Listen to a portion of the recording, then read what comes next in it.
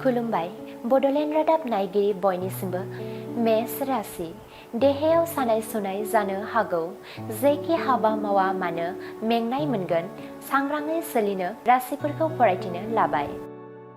मेष राशि देहायाव सानाय सुनाय जानो हागौ जेखि हाबा मावा मानो मेंनाय मोनगोन सांग्राङै सोलिनो गोनां।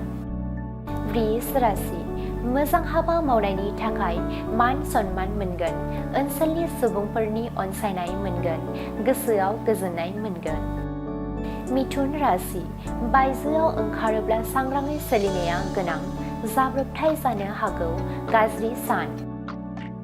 कर्कट राशि देहा सावस्रिया गोग्गो थासारियाव फैगोन बेमार आजारनिफ्राय रैखा मोनगोन मोजां सान।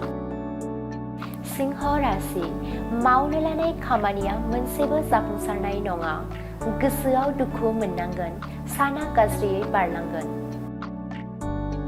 कन्या राशि गोसोआ दिदोमै थागोन मावनो गोनां खामानिखौ मोजाङै मावफुंनो हागोन गाहाम सान।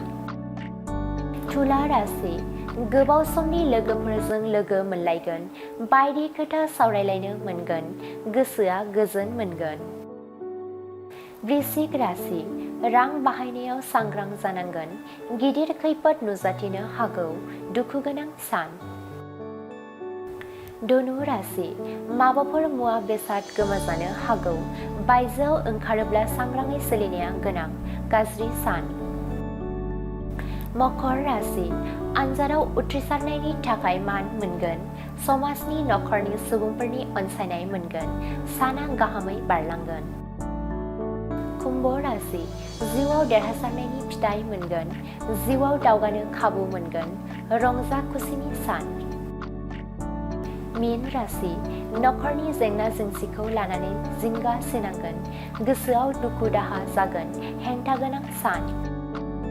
दिनैनि राशि फरायथिनाया एसेनोसै बेजों लोगोसेनो दिनैनि साना बुहुमनि साफ्रोमबो सुबुंफोरनि थाखाय गाहाम जाथों बेनि थाखाय बड'लेण्ड रादाब नखरनि जानानै इसोरनि खाथियाव आरज गाबनाय थाबाय गोजोन्थों। बिरखं गाथोननि सोमोन्दै सोलोंथाइ लानो गोसो गुदुं लाइमोनफोरनि थाखाय मोजां रादाब।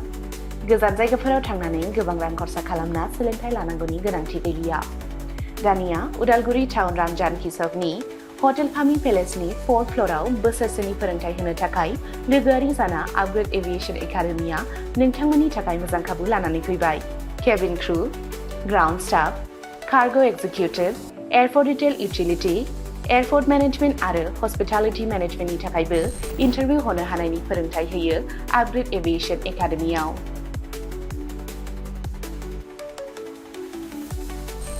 मुं थिसननायनि सायख'नाया 9 बोसोरनिफ्राय 20 बोसोर बैसोनि गेजेराव जानांगोन।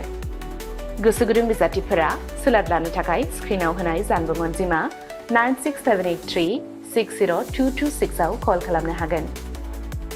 जब प्लेसमेन्टआ 100% रोखा जागोन होनना मिथिहोदों आपग्रेड एभिएशन एकाडेमिनि सामलायगिरि बिथांमोनहा। बेजों लोगोसेनो बिरखं दावबायनाय एभिएशन दावबायग्रा थावनि टुरिज्म आरो आलासि सिबिग्रा थावनि हस्पिटालिटी बे मोनथाम फोथाराव रोखायै खामानि नागिरना होनो एबा प्लेसमेन्ट होनो हागोन होनना रोखा खालामना होदों एकाडेमि सामलायगिरि बिथांमोनहा।